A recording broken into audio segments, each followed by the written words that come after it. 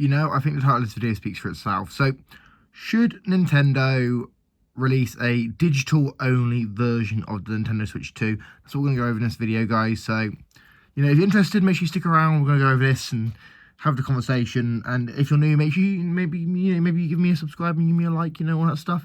So, the Switch 2, for those who don't know, it seems to be selling quite well.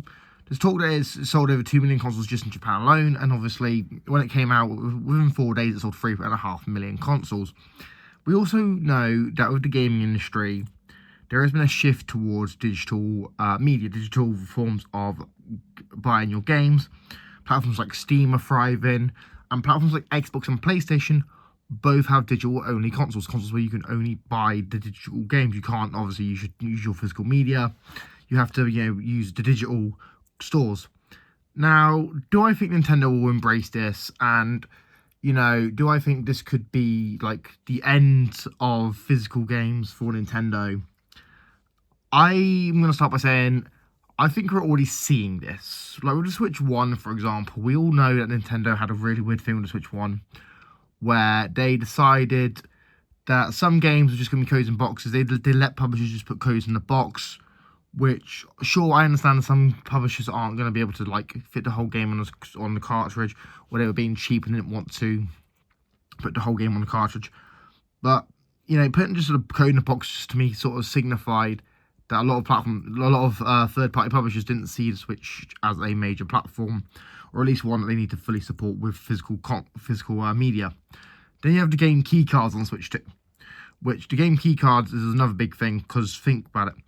With the game keycards, a lot of these games would actually fit on these game keycards. Games like Street Fighter 6 would easily fit on a proper cartridge. It just comes down to Capcom being a bit cheaper, not wanting to pay to actually print the actual cartridges, and then put in a game keycard. So they just put a game keycard in and it downloads the game from the store.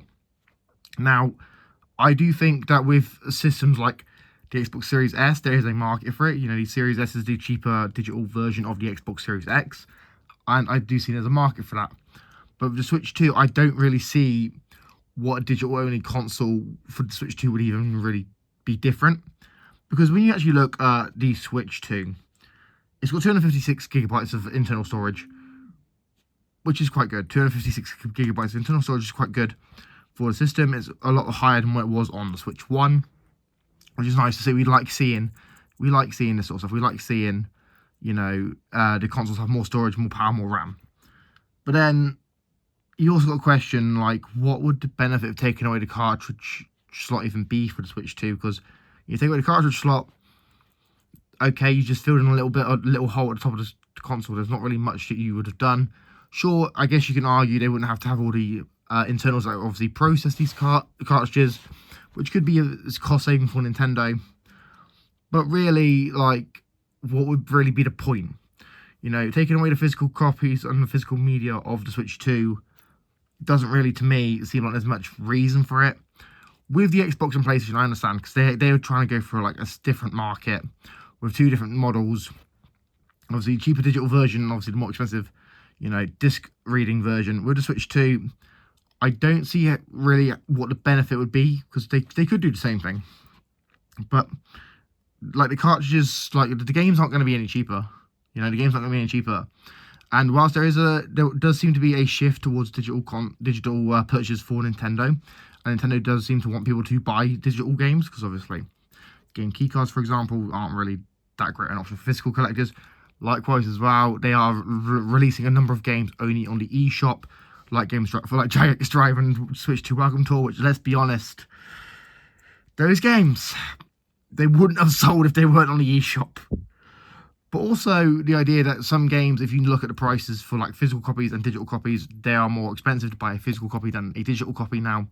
For example, in the UK, Mario Kart World is £75 for a physical copy, whilst a digital copy is £67, which to me signifies, people will just buy the cheaper version because obviously they see the price tags, they see it's cheaper, and they just buy the cheaper option. Because as humans, we are designed, we are sort of programmed to buy the cheaper version of whatever we're trying to buy, because obviously we all like saving money, we all like having money to spend, and we all like saving money on stuff that we don't really want to spend all our money on, like crap, basically.